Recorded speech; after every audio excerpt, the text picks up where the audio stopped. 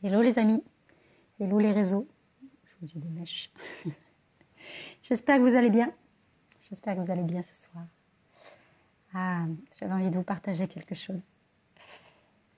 Hier, je me baladais dans la rue, j'étais dans la rue et puis je me suis retrouvée au milieu de 4 personnes là, qui marchaient devant moi. Et puis en fait, j'ai vite compris que c'était des professionnels de l'immobilier et elles étaient en train de tracter, c'est-à-dire qu'elles distribuaient dans les boîtes aux lettres des annonces, genre on cherche un bien, voilà. Donc j'étais juste derrière elles et puis on marchait à peu près au même rythme, donc j'ai suivi leur conversation pendant un petit moment et je me faisais la réflexion que c'était vraiment, enfin voilà, qu'il y avait beaucoup de commercial dans ce métier-là. Et puis ce matin, à nouveau, c'est justement aussi un professionnel de l'immobilier qui est venu frapper à ma porte en m'approchant en me parlant de matchs de rugby. Donc ça m'a fait sourire, mais je voyais bien son manège et en fait, voilà, il venait chercher des informations pour savoir si j'avais un bien à vendre ou si je serais prête à céder ou si j'avais connaissance de. Donc voilà, ça faisait 2 fois en 2 jours et je m'amusais de ça. Et je me disais, en fait, moi j'ai à un moment dans ma vie d'urbaniste, dans mon métier d'urbaniste, coucou Isa, dans mon métier d'urbaniste, j'ai pas mal fréquenté ce milieu des professionnels de l'immobilier. Et puis j'en connais qui sont très chouettes et qui sont vraiment investis dans leur métier et tout ça. Mais il y a quand même, je me faisais la réflexion que le volet commercial en fait prenait vraiment le dessus. Et je me demandais en fait, je serais curieuse, je connais pas, peut-être que si vous regardez cette vidéo, vous aurez un retour à me faire là-dessus, mais je connais pas la formation des professionnels de l'immobilier, des agents immobiliers. Et je me demandais s'il y avait, si la valeur du bien, par exemple, si la notion s'il y avait des notions non seulement d'éthique, mais aussi s'ils avaient bien conscience de l'enjeu qui était autour du produit qu'ils mettaient en vente. Parce que une maison, c'est pas n'importe quoi. Et donc, vendre une maison et acheter une maison, c'est pas non plus n'importe quoi. Il y a, et vous le savez comme moi, si vous avez déjà acheté un bien, mais il y a une histoire en fait. On s'engage pleinement, on se projette. Il y a de l'émotionnel qui est là. Il y a de la peur aussi. Il y a un vrai engagement financier. Il y a tout ça qui est là quand on achète un bien. Et puis vraiment, on veut pas se tromper. Il y a on va y aller avec notre famille, avec nos enfants, donc c'est toute une vie en fait qu'on achète quand on achète une maison. En tout cas, on se projette à cet endroit-là avec tout ce bagage-là. Donc il y a vraiment quelque chose qui est très très important, en tout cas pour les acheteurs.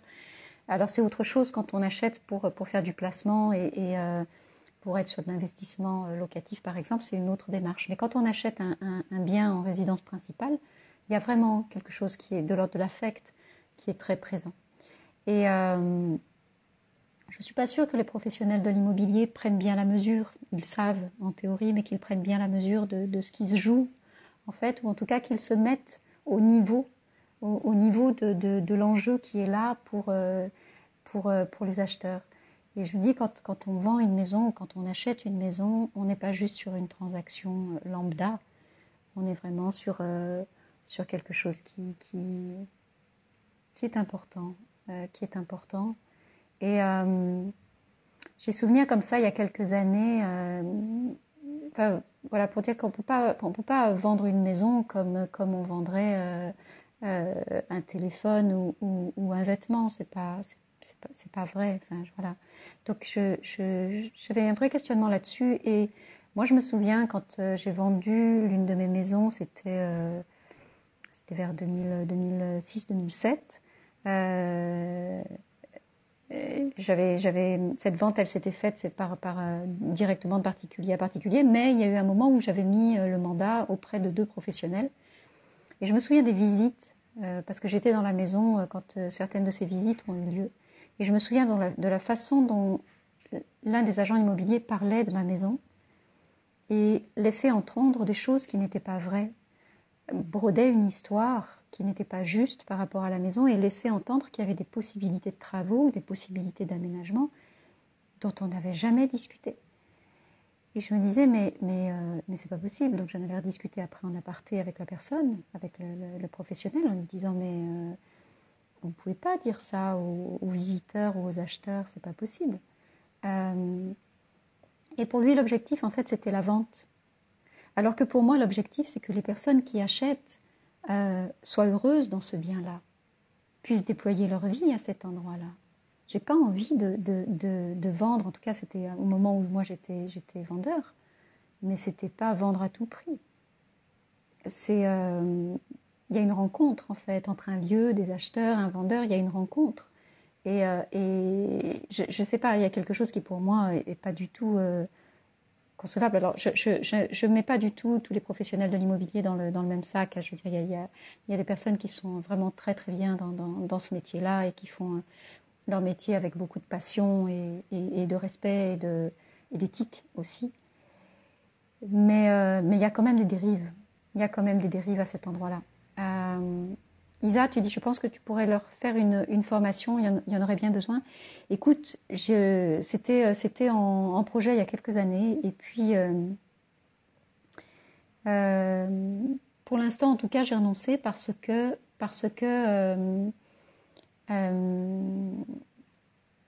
que je défends, en fait, ne va pas effectivement dans le sens du nombre ou du plus de ventes. En fait, je suis sur des ventes de transactions de qualité. Alors, il y a des professionnels qui sont vraiment basés sur du haut de gamme, par exemple, qui pourraient être intéressés par ce que je propose, mais je pense que ça devrait concerner tous les biens. Je pense que ça devrait concerner tous les biens. On ne vend pas n'importe quoi et on ne vend pas n'importe quoi à n'importe qui et on ne vend pas n'importe quoi à n'importe qui à n'importe quel prix.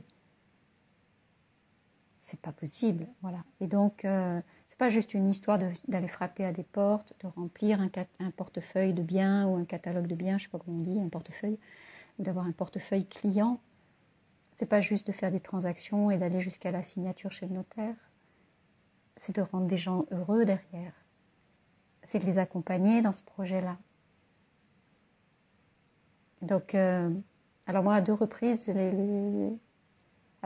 j'ai acheté des maisons avec des agents immobiliers qui étaient vraiment très investis dans leur démarche. Et on est resté en lien après, d'ailleurs.